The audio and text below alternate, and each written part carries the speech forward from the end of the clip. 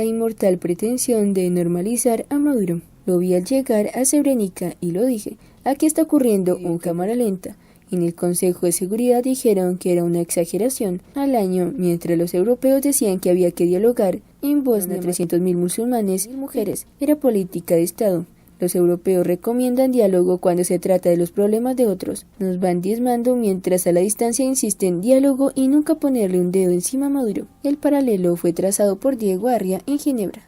Así como se intentaba apaciguar a Milosevic hasta que la intervención de la OTAN en 1995 terminó con continúa esta inmortal pretensión de normalizar a Maduro, cuya política de Estado es el detallados en las denuncias radicales ante la Corte Penal Internacional. La analogía de Arria es acertada debido a que la Unión Europea están conversando sobre cómo relanzar el proceso de diálogo en Venezuela y convocar elecciones libres. La canciller de España ofreció que Madrid fuera sede de un próximo encuentro. Bruselas informa que el tema se discutirá a petición de Josep Borrell, alto representante de política exterior de la Unión Europea, dado el interés de varios estados por reactivar el grupo de contacto. El llamado grupo de contacto se creó en febrero de 2019, una idea de la anterior jefa de la diplomacia europea, Federica Mogherini.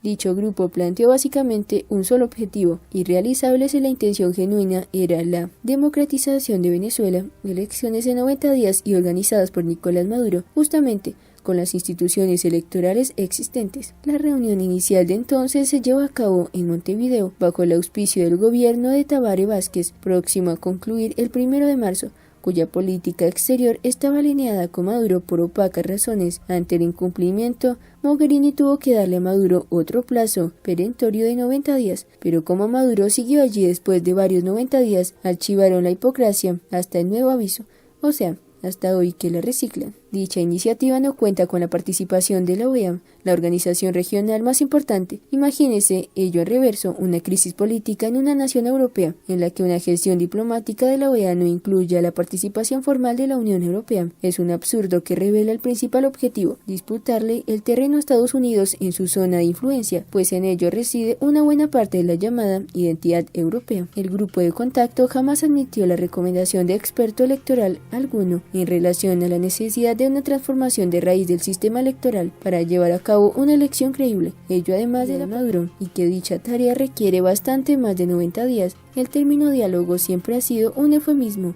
para alargarle el horizonte temporal al régimen. Al mismo tiempo se reunió el grupo de Lima en Ottawa, con idéntico script de diálogo más el agregado de la desesperación canadiense en su política exterior, Cuba. Es decir, Canadá pontifica sobre democracia y derechos humanos en el hemisferio, mientras se alía a la dictadura más antigua del hemisferio.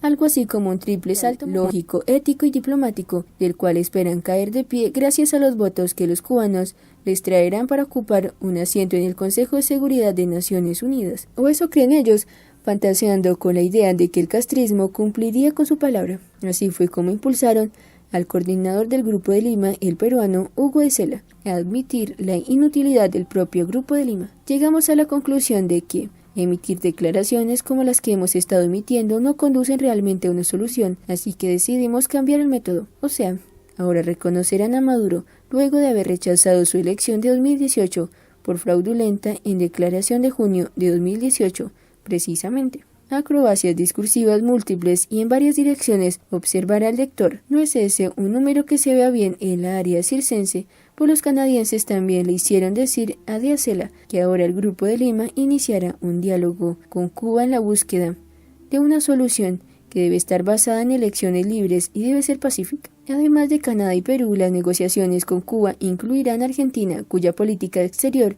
a la deriva busca algún reconocimiento de quien sea. De Sela habló en nombre de todo el grupo, abrogándose una representación que muchos países no le otorgaron. De hecho, las cancillerías de Brasil, Chile, Colombia y Costa Rica, todos ellos integrantes del Grupo de Lima, no están demasiado entusiasmadas con el repentino acercamiento a Cuba impulsado por Canadá e instrumentado a través de la Díaz Cela.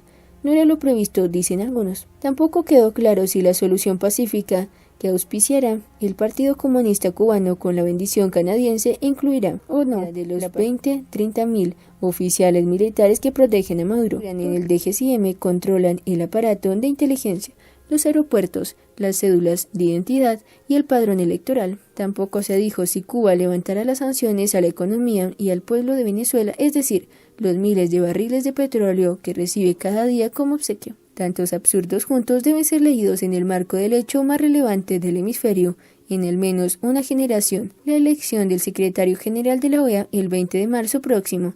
De Celas candidato tiene el voto peruano y medio de Canadá, quien arbitra entre él y María Fernanda Espinosa, candidata cercana al régimen cubano. Es frecuente en una elección. La desesperación de las semanas finales promueve la compulsión de intentar darle sentido a más de un sinsentido. Pues al final es fácil entender todo esto, se trata de una campaña electoral. Ergo, la pregunta central es, ¿quién es el candidato preferido de Maduro, Cabello, Castro y sus amigos? Cualquiera menos Luis Almagro, quien le devolvió contenido, sentido estratégico y principios rectores a una OEA que se hallaba en una irrelevancia cuando llegó en 2015, teledirigida desde Caracas. No accidentalmente sus oponentes repiten dos palabras ad nauseam, diálogo y consenso.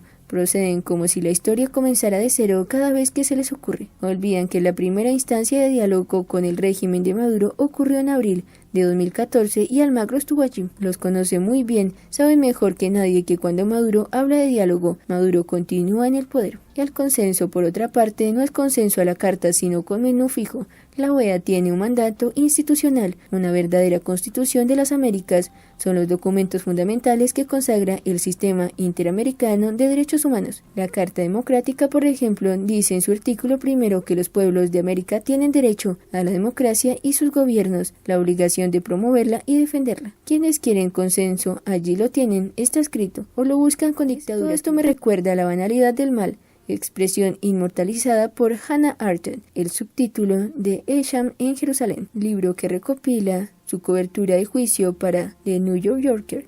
La banalidad reside en que Esham es un ser común, como cualquier otro. Su maldad no es innata ni patológica, solo la mera consecuencia de obedecer sin interrogar la moralidad de las órdenes recibidas. Esham causa el mal a millones por ser eficiente, un simple burócrata como tantos que cumplen sus obligaciones sin cuestionar. Algo parecido ocurre con la normalización de Maduro por buena parte de la llamada comunidad internacional en Europa. Canadá y el Grupo de Lima toman decisiones como quien obedece órdenes sin cuestionarse nada. La inmoralidad fundamental es que todos ellos reconstituyen a Maduro como actor legítimo, lo dignifican, le dan entidad a quien no es más que una pieza en el rompecabezas del conglomerado que lo sostiene, y así se transforman en cómplices, pues de la comunidad de Maduro dependen las rentas monopólicas a extraer. Aumentaría la incertidumbre de los negocios y ergo el riesgo empresarial, los planes, organizaciones delictivas que operan desde las prisiones, la minería ilegal, los colectivos y el ELN. Por supuesto, también está la dictadura cubana, para quien la estabilidad del régimen actúa además como cordón de protección. Por todo esto, la Almagro de la OEA sería indispensable para las utilidades del conglomerado, por lo cual Almagro debe continuar, entre otras tantas razones, porque es de los pocos con la capacidad de interrogarse a sí mismo acerca de la moralidad de las posiciones políticas que adopta y las decisiones políticas que toma, y por ello sabe bien que, como ocurrió en Bosnia,